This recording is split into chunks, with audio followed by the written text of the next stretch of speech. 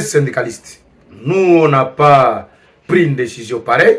Certes, on a été en réunion avec les prophètes et nous lui avons montré que l'enseignant est affamé et quelqu'un qui est affamé, on ne peut pas l'imposer d'aller travailler, la grève étant un droit.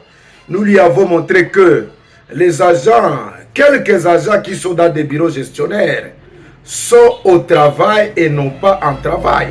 Alors, l'autorité voulait assez que les enseignants fassent semblant d'être au travail sans pour autant être en train de travailler.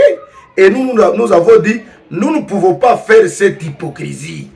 Et c'est pour cette raison que nous restons clairs et fermes. Presque 3 semaines. Au Nord Kivu, ça va faire même 10 ans, même 20 ans. Tant que le gouvernement n'a pas répondu, nous les enseignants, nous restons chez nous à la maison. Et nous avons compris leur petit jet. Ils vous appellent là-bas, ils créent un petit scénario pour chercher ce qu'ils vont dire aux gens que vous avez pris telle ou telle décision. On a compris leur petit jet. Chers camarades enseignants, nous sommes menacés, même à mort.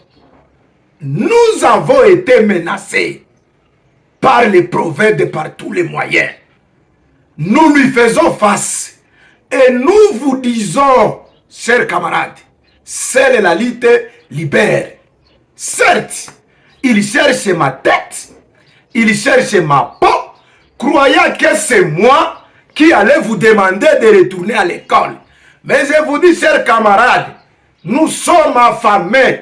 Et tant que nous resterons affamés, nous allons toujours parler et nous allons toujours radicaliser.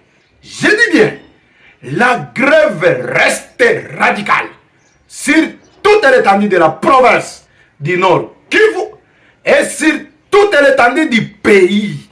L'homme politique utilise tous les moyens, mais jusque-là, il n'a pas notre souffle de vie. Je vous dis, utilisez le dernier souffle qui vous reste. On va vous intimider, on va vous envoyer des actions disciplinaires, on va vous envoyer des lettres de suspension, on va même amener des mandats d'amener pour vous arrêter. Tout ça, camarades, résistez. Si vous ne résistez pas, c'est fini pour la vie de nos familles.